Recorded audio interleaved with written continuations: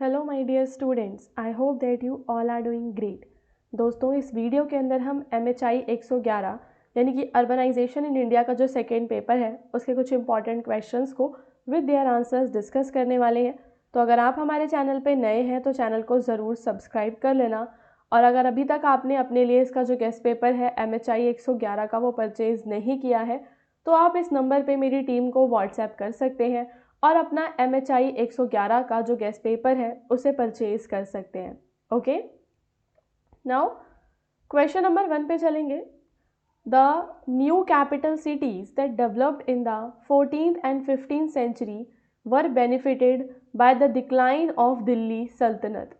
14वीं और जो आपकी 15वीं जो आपकी शताब्दी थी, ठीक है, उस समय जो भी नई राजधानियां विकसित हुई उनको दिल्ली सल्तनत के पतन से क्या बेनिफिट मिला।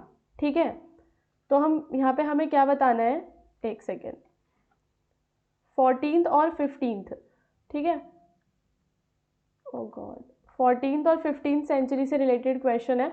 तो 14th और 15th सेंचुरी में दिल्ली सल्तनत के डिक्लाइन से क्या बेनिफिट्स हुए उनके बारे में हम बात करेंगे। So the decline of the Delhi sultanate during the 14th and the 15th century created favorable conditions for the emergence of new regional capital cities across all over the India। तो पूरे इंडिया में नई क्षेत्रीय राजधानियों का विकास हो, उसके लिए परिस्थितियों का निर्माण दिल्ली सल्तनत के पतन से ही शुरू हो गया था। ठीक है, so political instability at the centre, weakened imperial control, allowing provincial governors and regional rulers to assert independence and establish their own capital. तो क्योंकि जो दिल्ली सल्तनत का इतना बड़ा जो वास्ट एम्पायर था गाइस, अब वो ख़त्म हो चुका है। ठीक है, तो जो भी रीजनल रूलर्स होंगे हम देखेंगे कि उनकी शक्तियाँ ज़्यादा अब बढ़ जाएंगी। ठीक है, और उनके लिए आसान हो जाएगा अपने मतलब अपने आप को स्थापित करना और अपनी आज़ादी की घोषणा करना, अपनी खुद की कैपिटल को बनाना। तो सिंपल सी चीज़ जान लो कि जब सेंट्रल में कोई भी एक अथॉरिटी नहीं रहती है, कोई भी सेंट्रल अथॉरिटी नहीं रहती जो आपको आपके ऊपर शासन करे, तो वहाँ पे क्या होगा कि जो छोटे छोटे भी रूलर्स होंगे ना, वो भी अपनी आज़ादी की मांग करेंगे, अपनी खुद की कैपिटल्स को इस्टेब्लिश करेंगे। ठीक है, so as the authority of the Sultanate declined, several powerful regional kingdoms such as the Bahamani kingdom in the Deccan, the Vijayanagar empire in the South India, Sharki rulers of Jaunpur। तो यहाँ पे आपको दिखेंगे दिल्ली सल्तनत के decline के बाद कुछ नए नए किंगडम्स।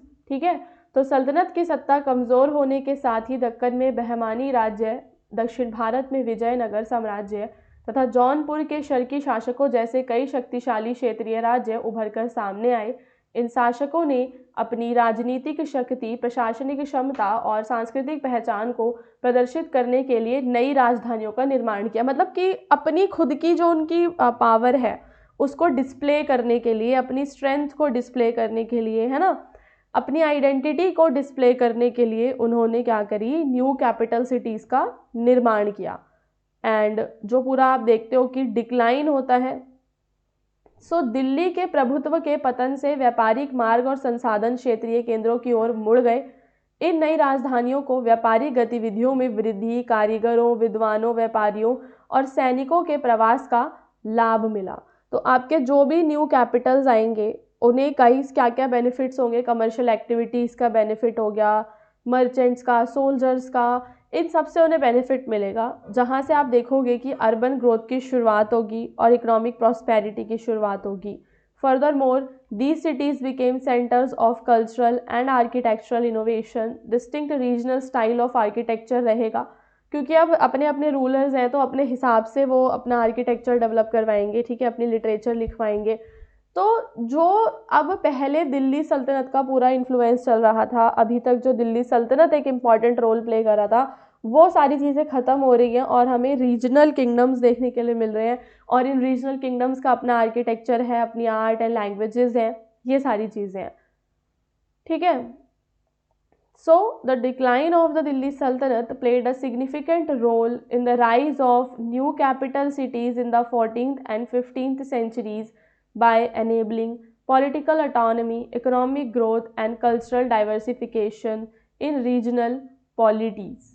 समझ रहे हो कि सांस्कृतिक विविधता के अवसर प्रदान हुए हैं, राजनीतिक स्वायत्ता, आर्थिक विकास, इन सभी के जो है अवसर उनको यहाँ से प्रदान हुए हैं। तो ये हो गया आपका फर्स्ट वाला, कंप्लीट हो गया। सिंपल सा क्वेश्चन है कि कैपिटल सिटीज़ जो डेवलप हो रहे हैं 14-15 सेंचुरीज में, दिल्ली सल्तनत के डिक्लाइन से उन्हें क्या बेनिफिट्स हो रहे हैं। ओके, अब हम चलते हैं आगे। देखो गाइस, और भी इंपॉर्टेंट क्वेश्चंस हैं, तो आपको वीडियो पूरा एंड तक देखना है और सारे क्वेश्चंस को कवर कर लेना है। क्वेश्चन नंबर 2 में आपको जो मेजर कैरेक्टरिस्टिक्स थे टेम्पल टाउन्स के that emerge in the Tamilakam region, Tamilakam क्षेत्र में जो मंदिर नगरों की प्रमुख विशेषताएं थीं उन पे आपको चर्चा करनी है। So temple towns in the Tamilakam region emerged as important urban centres during the early medieval period. ठीक है, तो अर्ली मेडाइवल यानी कि प्रारंभिक मध्यकाल के दौरान जो मंदिर नगर थे वो महत्वपूर्ण शहरी केंद्रों के रूप में उभरे। क्योंकि पहले के समय में क्या होता था कि एक मंदिर होता था, फिर मंदिर के आसपास जो है मार्केट वगैरह लगती थी, लोग स्थापित होते, तो मंदिर के आसपास ही एक पूरा शहर डेवलप हो जाता था। तो ऐसा हमें तमिलकम क्षेत्रों में देखने के लिए मिलता है। तो तमिलकम क्षेत्र में प्रारंभिक मध्यकाल के दौरान मंदिर नगर महत्वपूर्ण शहरी केंद्रों के रूप में उभरे। इन नगरों का विकास प्रमुख मंदिरों के चारों ओर हुआ, जो आर्थिक, सामाजिक, धार्मिक और सांस्कृतिक जीवन के भी केंद्र बने। की कैरेक्टरिस्टिक अगर हम देखें टेम्पल टाउन का, तो गाइज वो क्या था कि जो टेम्पल है उसका रोल सेंट्रल होता था, टेम्पल का रोल सेंट्रल रहता था वहाँ पे। एंड टेम्पल के जो लोग होते थे वो लैंड ओनर्स रहते थे, वो एम्प्लॉयर्स की तरह काम करते थे। एंड टेम्पल्स के पास काफ़ी सारा लैंड होता था जो उनको डोनेशन में मिलता था। डोनेशन कौन देते थे? किंग्स, नोबल्स, मर्चेंट्स इन्हें डोनेशंस दिया करते थे और किसान उनकी लैंड पे कल्टीवेशन करते थे। Thus the temple function as an important economic institution. तो इस प्रकार मंदिर एक महत्वपूर्ण आर्थिक संस्था के रूप में कार्य करता था। समझ रहे हो कि मंदिर नगरों की एक प्रमुख विशेषता मंदिरों की भूमि स्वामी और नियोक्ता के रूप में भूमिका थी। राजाओं, सामंतों, व्यापारियों द्वारा जो भी दान दी जाती थी विशाल भूमि, वो मंदिरों के पास होती थी। टेम्पल टाउन्स अलग अलग ऑक्यूपेशनल जो ग्रुप्स हैं उन्हें भी अट्रैक्ट करते थे। मंदिर नगरों में पुजारी, कारीगर, शिल्पकार, कांस्य मूर्तिकार, बुनकर, संगीतकार, ये सब रहते थे। ठीक है, so temple towns also attracted various occupational groups, जैसे कि प्रीस्ट, आर्टिसंस, स्कल्प्टर्स, इन सबको अट्रैक्ट करते थे। वो आते थे यहाँ पे, कंट्रीब्यूशन देते थे अपना। तो आपको अलग अलग पेशेवर लोग यहाँ पे मंदिरों के आसपास टेम्पल टाउन्स में देखने के लिए मिलेंगे। और एक और इम्पॉर्टेंट जो फीचर है वो गाइस क्या है कि ट्रेड और कॉमर्स के साथ उसका इंटीग्रेशन हो जाना। तो रेगुलर फेस्टिवल्स हो रहे हैं, रिचुअल्स हो रहे हैं, तो इन सब की वजह से गुड्स एंड सर्विसेज की डिमांड इंक्रीज होती है, leading to the growth of market and merchant guilds in and around the temple town. तो टेम्पल टाउन के आसपास आपको मार्केट और मर्चेंट गिल्ड्स देखने के लिए भी मिलती हैं। सो टेम्पल टाउन्स में culture, education guys, culture, education, art, इन सब के भी वो सेंटर्स रहेंगे। लर्निंग हो गया, लिटरेरी ट्रेडिशंस को प्रिजर्व करना, म्यूज़िक को प्रमोट करना, डांस को प्रमोट करना। तो एक तरीके का पूरा कल्चरल जो हब है वो टेम्पल्स की वजह से क्रिएट हो पाता है। Thus temple towns in the Tamilakam region were characterized by the religious centrality, economic integration and occupational diversity. ये मतलब सारे मेन आपके पॉइंट्स हैं जो आपको तमिलकम क्षेत्र में टेम्पल्स में देखने के लिए मिल रहे हैं, है ना। नाउ क्वेश्चन नंबर 3 में आपको बताना है कि इन वॉट वेज वॉज भक्ति instrumental in the emergence of temple towns in the early medieval period in south India. ठीक है, तो साउथ इंडिया में जो अर्ली मेडाइवल पीरियड था उस टाइम पे आप देखोगे कि जो मंदिर नगरों का उदय हो रहा है और वहाँ पे जो ये भक्ति वाला जो पूरा था उसकी वजह से कैसे आपको नए नए टेम्पल टाउन्स देखने के लिए मिलते हैं। तो भक्ति गाइस एक क्रूशियल रोल प्ले करती है। Bhakti played a crucial role in the emergence and expansion of temple towns in the south India during the early medieval period.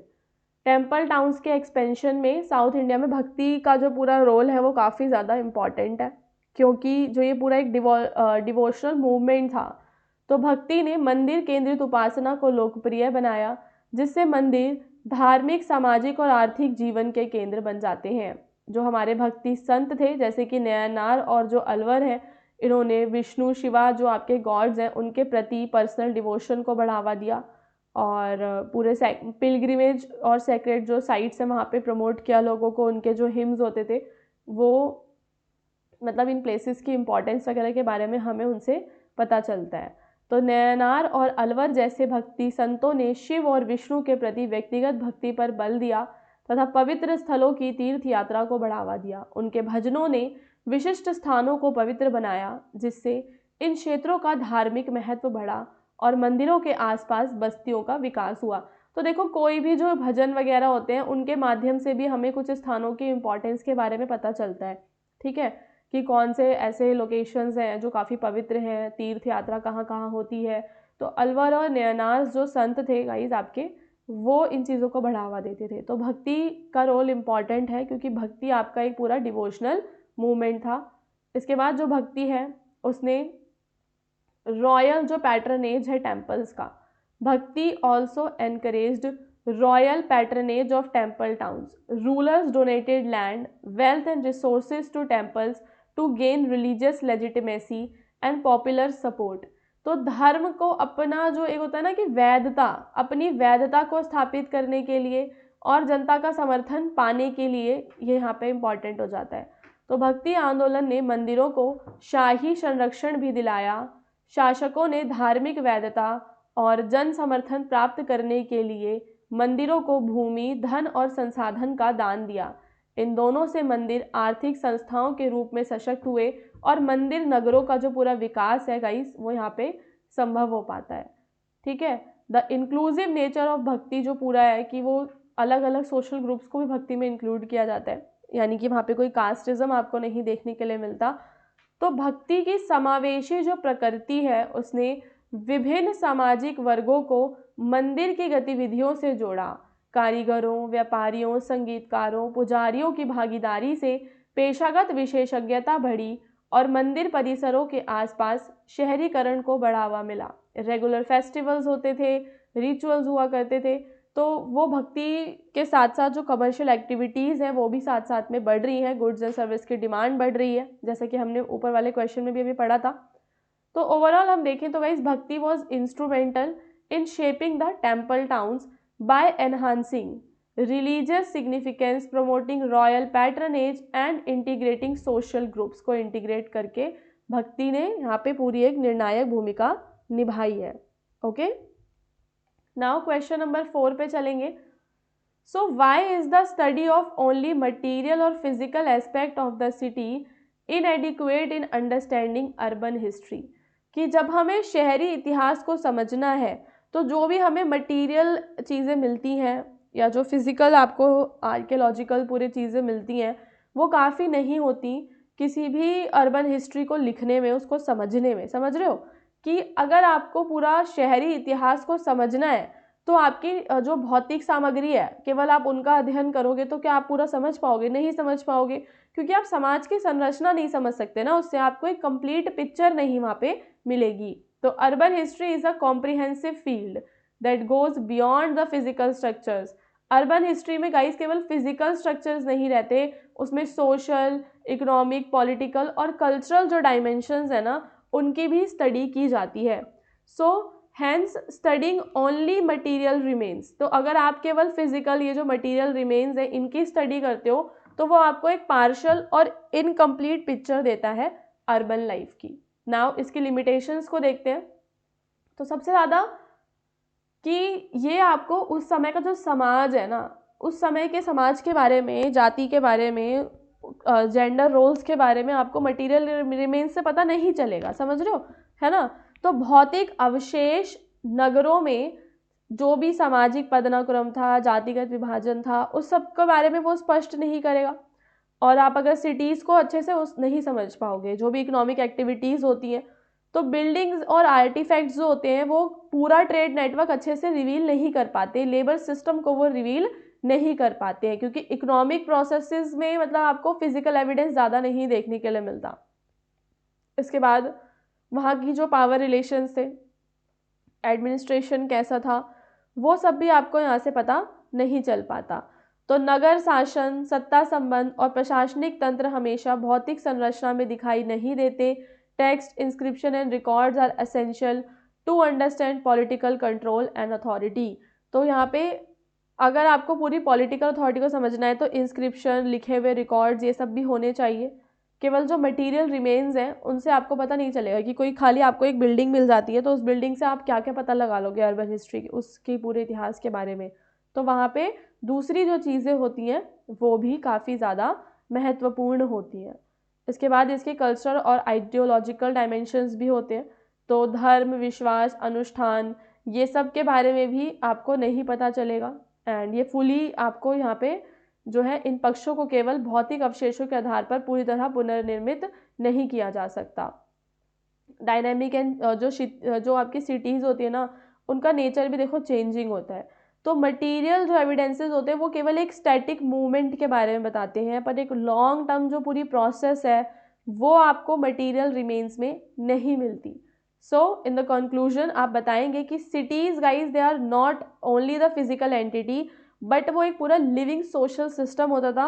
और लिविंग सोशल सिस्टम को समझने के लिए खाली जो मटेरियल रिमेन्स है वो काफ़ी नहीं होते हैं। तो यहाँ पे आपने क्या, जो भी लिमिटेशंस हैं, जो भी आपके मटेरियल एस्पेक्ट्स हैं, जब आप मतलब वो आपको सारी इंफॉर्मेशन नहीं दे पाते हैं, उसकी लिमिटेशंस के बारे में है ये। ओके, नाउ क्वेश्चन नंबर 5 में आपको जो सिटी है, विजयनगर की सिटी की इम्पोर्टेंस हाईलाइट करनी है on based on the foreign accounts. तो जो भी फॉरेन ट्रैवलर्स आए उन्होंने विजयनगर के बारे में क्या क्या बताया, उस सब पे आपको चर्चा करनी है।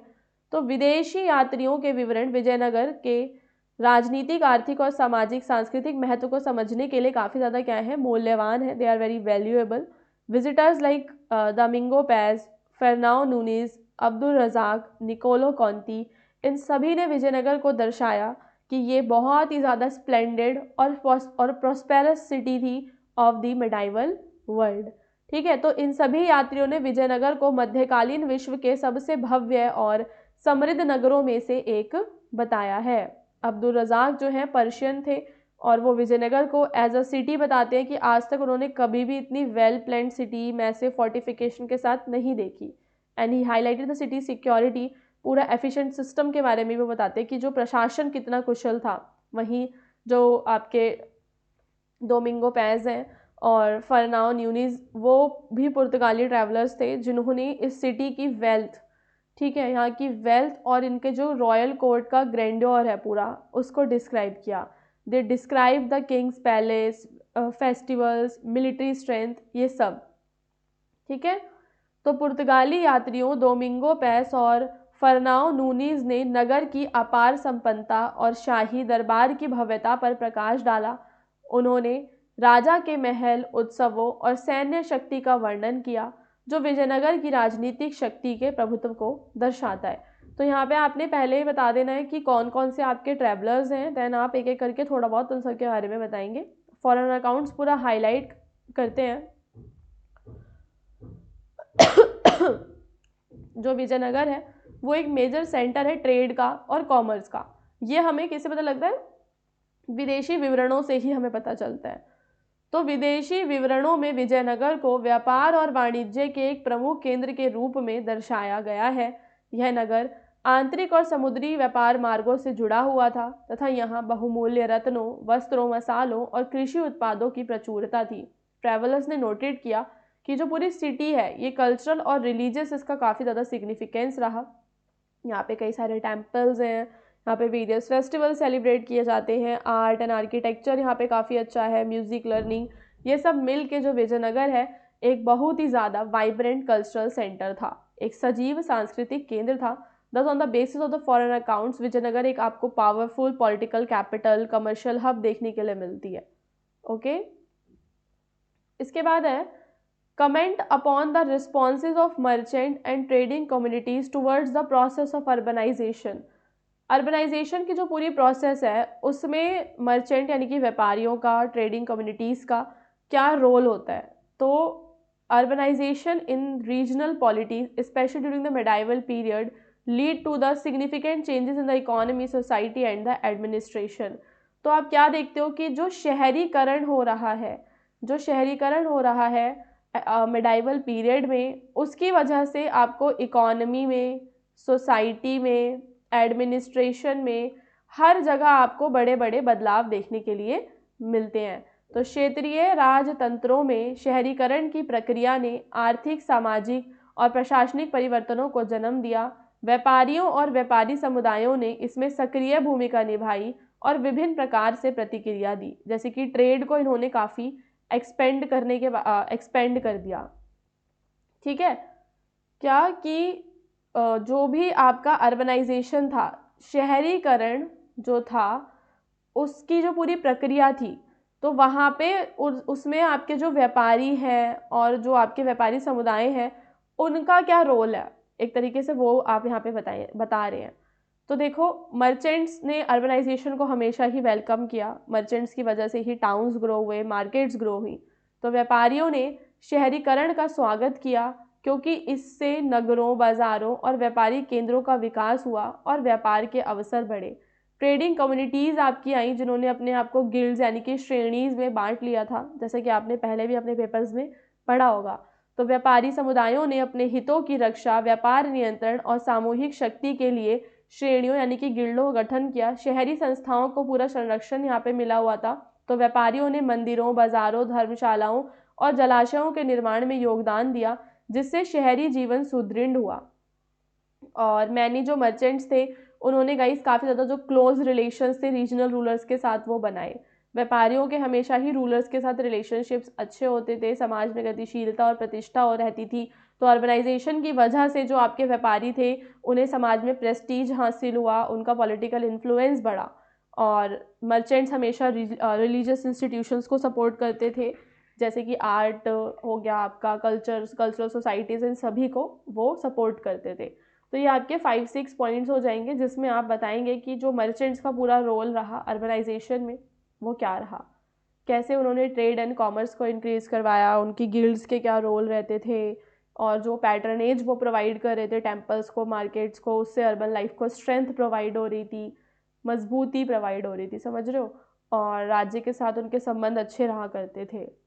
तो मर्चेंट और जो ट्रेडिंग कम्युनिटीज़ हैं गाइस, वो पूरा मतलब आपको पूरा उनका पॉजिटिव उनका रिस्पॉन्स देखने के लिए मिलता है।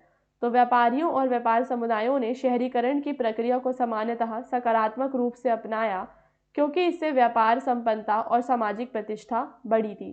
फिर 1857 का रिवॉल्ट है, तो उसने किस तरीके से शहरी जीवन को परिवर्तित कर दिया था, तो रिवॉल्ट के बारे में आपको बताना है। So the revolt of 1857 was a major watershed in the Indian history. 1857 का विद्रोह भारतीय इतिहास में एक महत्वपूर्ण मोड़ रहा। Beyond it's political and military consequences, it fundamentally altered the nature of urban life. उसने क्या करे, उसके राजनीतिक और सैन्य परिणाम तो थे ही, बट उसने शहरी जीवन की प्रकृति को भी बदल दिया। दिल्ली, लखनऊ, कानपुर, झांसी, यहाँ पे आपको रिबेलियंस देखने के लिए मिल रहे हैं। ठीक है, तो जो ब्रिटिश हैं, उन्होंने उसकी वजह से हम क्या देखते हैं कि ये जो आपकी सिटीज़ थी, वो रीशेप हो जाती हैं। लार्ज स्केल इन सिटीज़ का डिस्ट्रक्शन होता है, क्योंकि रिवॉल्ट को दबाया जाता है, मिलिट्री एक्शंस लिए जाते हैं, तो हाउसेस, बाजार, ये सब डिस्ट्रक्ट हो जाते हैं। उसके अलावा जो शहरी नियोजन है, उसमें परिवर्तन हुआ, तो सिटीज़ को वापस से रीडिज़ाइन किया गया, ताकि मिलिट्री कंट्रोल ज़्यादा स्थापित किया जा सके। नैरो स्ट्रीट्स को रिप्लेस किया गया, चौड़े रोड्स बनाए गए, ओपन स्पेसेस क्रिएट किए गए, ताकि जो क्राउडेड लोकेलिटीज़ हैं, वहाँ पे छावनियाँ स्थापित की जा सके। स्वदेशी जो वर्ग थे, उनका पतन हो गया। तो विद्रोह के कारण पारंपरिक शासक वर्ग, नवाब, कवि, विद्वान, कारीगर नष्ट हो गए, विशेषकर दिल्ली और लखनऊ में, जैसे मुगल नगरों में। तो वहाँ पे जो भी पैट्रनेज उन्हें पहले किंग दिया करते थे, वो म्यूज़िक कंपोज करना, लिटरेचर लिखना, वो सब चीज़ें ख़त्म हो गई, और जनसंख्या में काफ़ी परिवर्तन आया। तो लोगों को एग्जीक्यूट किया गया, उनको फांसी दी गई, किसी को जेल में डाला गया, कुछ लोग डर के मारे भाग गए, तो डीपॉपुलेशन हुआ, सोशल डिस्ट्रप्शन हुआ मुस्लिम कम्युनिटीज़ के साथ सबसे ज़्यादा। और ट्रेडिशनल इंडस्ट्रीज़ जो थी, हैंडीक्राफ्ट इंडस्ट्री, वीविंग इंडस्ट्री, आप देखोगे तो वो डिस्ट्रक्शन हो गया था, मार्केट लॉस हो गया था। तो अब यहाँ पे आपको सिटीज़ में ज़्यादा से ज़्यादा क्या देखने के लिए मिलेगा, कॉलोनियल एडमिनिस्ट्रेशन, रेलवेज़ देखने के लिए मिलेंगे। तो हस्तशिल्प, बुनाई और कारीगरी जैसे पारंपरिक उद्योग विनाश, बाजारों खत्म होने और ब्रिटिश आर्थिक नीतियों के कारण कमज़ोर आपके पड़ गए थे। और पृथक्करण हुआ, यानी कि जो एक रेशियल डिवीजन आपको 1857 के बाद भारी मात्रा में देखने के लिए मिलता है। तो 1857 के बाद के नगरों में नस्लीय पृथक्करण स्पष्ट हो गया, जहां यूरोपियन सिविल लाइन छावनियों और भारतीयों के लिए अलग से क्षेत्र बना दिए गए। इससे सामाजिक और भौगोलिक विभाजन और ज़्यादा आपका गहरा हो जाता है। तो जो भी सोशल और डिवीजन था सोसाइटी में गाइस, वो इंक्रीज होगा। कॉलोनियल एडमिनिस्ट्रेशन की स्ट्रेंथ अब और ज़्यादा बढ़ जाएगी, उनको और ज़्यादा मजबूती मिलेगी, ताकि भविष्य में कोई विद्रोह ना हो। वो ये चीज़ पे हमेशा ध्यान रखेंगे। तो आपको पूरा रेडिकल ट्रांसफॉर्मेशन देखने के लिए मिल रहा है 1857 के रिवॉल्ट में। देन आपका क्वेश्चन है कि कौन कौन से ऐसे फैक्टर्स हैं जिसकी वजह से जो बॉम्बे है वो as a industrial town 19th century में डेवलप होता है। तो बॉम्बे जो प्रेजेंट डे मुंबई है, it was the most important industrial city. Particularly guys ये सेंटर था, it was a centre of the cotton textile industry. Several economic, geographical, political और social factors ने इसको ट्रांसफॉर्म किया।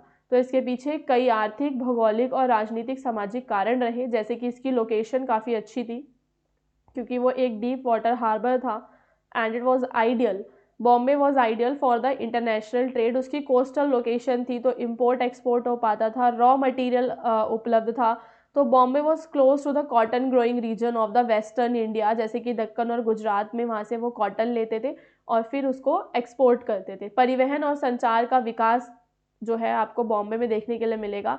तो रेलवे और सड़कों के विस्तार से बम्बई को उसके भीतरी क्षेत्रों से जोड़ा गया, जिससे कच्चे माल और तैयार वस्तुओं का आगमन आसान हुआ, आवागमन। ठीक है, तो चीज़ों को यहाँ से वहाँ पहुँचाने में हेल्प हो रही थी। पूंजी और उद्यमिता की उपलब्धता थी। तो बॉम्बे में इंडियन मर्चेंट्स, ट्रेडर्स, फाइनेंसर्स रहा करते थे। पारसीज, गुजराती, मारवाड़ी रहते थे, जो इन हमें काफ़ी इन्वेस्टमेंट प्रोवाइड करते थे। और कुछ कॉलोनियल पॉलिसीज़ भी ऐसी थी कि वहाँ पे जो ब्रिटिश की पॉलिसीज़ थी वो ऐसी थी कि वो एक्सपोर्ट ओरिएंटेड इंडस्ट्रीज़ रहते, मतलब जो भी आप प्रोड्यूस कर रहे हो, जो भी आपकी इंडस्ट्रीज़ हैं, उसमें मेनली आपको एक्सपोर्ट करना है। तो ब्रिटिश नीतियों ने निर्यात उन्मुख उद्योग को बढ़ावा दिया। बम्बई को एक प्रमुख औपनिवेशिक बंदरगाह और प्रशासनिक केंद्र के रूप में विकसित किया गया। और पूरा अमेरिकन सिविल वॉर का भी आपको इम्पैक्ट देखने के लिए मिलता है। So the American civil war disrupted cotton supplies from the USA, leading to a boom in the cotton exports from India. तो भारत में आप क्या देखोगे, कपास के निर्यात में बहुत ज़्यादा मतलब कि गति बढ़ जाती है उसकी। ठीक है, इंक्रीज हो जाता है कपास का निर्यात, कॉटन का, स्पेशली बॉम्बे के थ्रू। और लेबर तो वहाँ पे अवेलेबल था और टेक्नोलॉजी भी अवेलेबल थी। ठीक है, तो large number of migrant workers आते थे उनके सराउंडिंग रीजन से, और cotton mill, steam power machinery establish की गई। ये सारा आप देखते हो। देन आप कंक्लूजन में बताओगे कि जो राइज है बॉम्बे का, the rise of Bombay as an industrial town in the late 19th century was the result of a combination of geographical advantages, raw material availability and capital investment। ये सारे आपके factors हैं जिन सब ने मिल के बॉम्बे को एक बहुत ही बेटर औद्योगिक नगर के रूप में विकसित किया।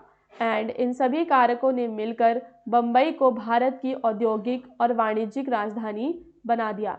सो आई होप कि आपको ये सारे क्वेश्चन समझ में आए होंगे। इससे पहले भी कोई वीडियो अगर चैनल पे अवेलेबल होगा तो आप उसे देख सकते हो, नहीं तो आप 111 का जो गेस्ट पेपर है वो डिस्क्रिप्शन में दिए हुए हमारे व्हाट्सएप नंबर पे कांटेक्ट करके परचेज कर सकते हो। Okay, all the best for your examination.